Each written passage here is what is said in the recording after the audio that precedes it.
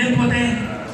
పరిశుద్ధత పోతే. మీరు చూడండి, తాత్కాలికంగా యోసేపుని తీసుకెళ్ళి ఎక్కడ వేశారు? చెరసాలలో వేశారు. కానీ ఎక్కడ తీసుకెళ్ళి కూర్చోబెట్టాడు దేవుడు? ఆలోచన చేయండి. మన పరిశుద్ధతని ఈ రోజు ఇక్కడ విత్తితే దేవుడు మనల్ని ఖచ్చితంగా ఉన్నతమైన స్థితిలో మనల్ని ఉంచుతాడు. ఈ రోజు మనం ఇక్కడ పరిశుద్ధత అనే విత్తనాన్ని నాటితే మన లైఫ్ లో దేవుడు ఖచ్చితంగా ఆ ఫలాన్ని అనుభవించేలాగా దేవుడు చేస్తాడు. మర్చిపోవద్దు, పరిశుద్ధంగా ఉండేంత మాత్రాన్ని మీకు అపాయం వస్తుందని భయపడతాం. పరిశుద్ధత మీకు పరిశుద్ధంగా జీవిస్తున్నప్పుడు మనకి శోధన రావడం, శ్రమలు రావడం, ఇవన్నీ చూసి పరిశుద్ధత నుండి ఎప్పుడు బయటికి వెళ్ళిపోవద్దు. ఎందుకో తెలుసా? Today we're planting our holiness. Tomorrow we're going to reap out the blessings. Okay, so ఆలోచన చేయండి.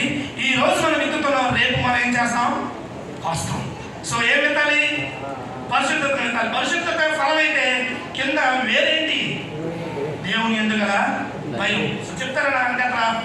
Fear is the route, holiness is the fruit.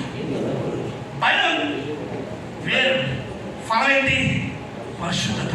Okay, so మొదటిగా మనం ఈ విషయాన్ని మనం